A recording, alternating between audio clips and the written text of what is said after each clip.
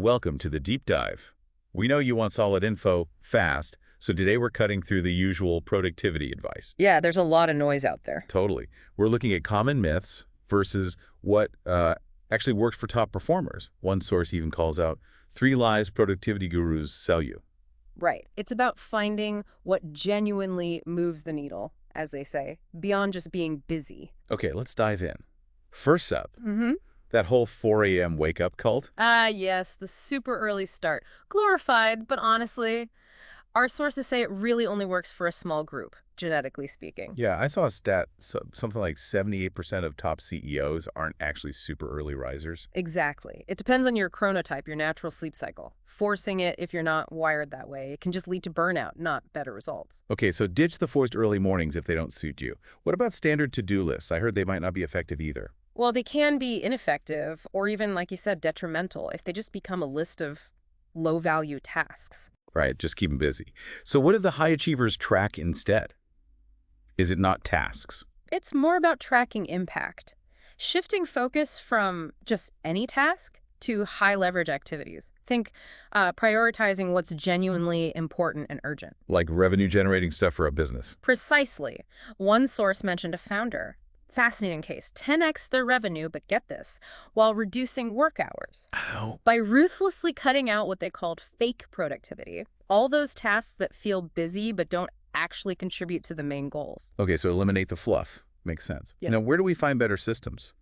The sources talk about borrowed systems. Yeah, looking outside your own field, like the Navy SEALs. Oh, yeah. Right. They apparently use a 3-part decision filter. What's that involve? Simple but powerful questions. Does this need to be done? Do I need to be the one doing it? And does it need doing now? Wow, okay. That cuts straight through the noise. It really does. Forces you to think about necessity, delegation, and urgency. And what about that Google technique? Scheduling thinking time.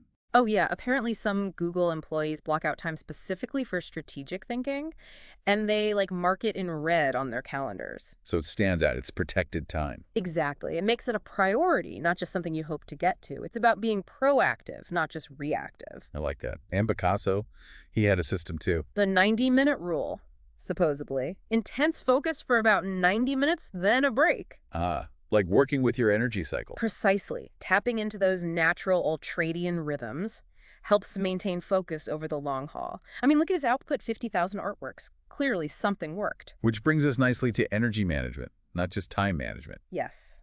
That's a key shift highlighted in the sources, focusing on your energy levels. How do you even track that practically? Well, one suggestion was tracking your cortisol levels for, say, 3 days. See when your natural energy peaks and troughs are. Interesting. So you schedule your most demanding work for your peak times. You got it. Work smarter, aligning tasks with your body's natural rhythm. Then there's Warren Buffett's 5% rule. Heard of that?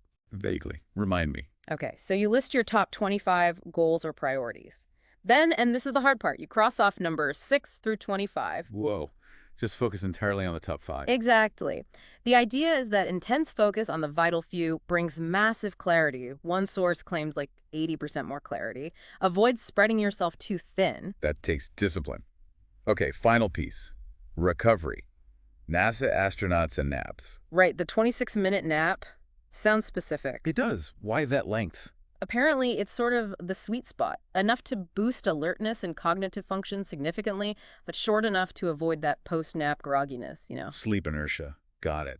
So even short strategic rests are powerful. Hugely important for recovery and sustained performance, often overlooked. Okay, lots to think about. So for our listeners, maybe try a 3-day productivity autopsy. Good idea. Just track everything you do for 3 days, see where the time and, crucially, the energy is actually going.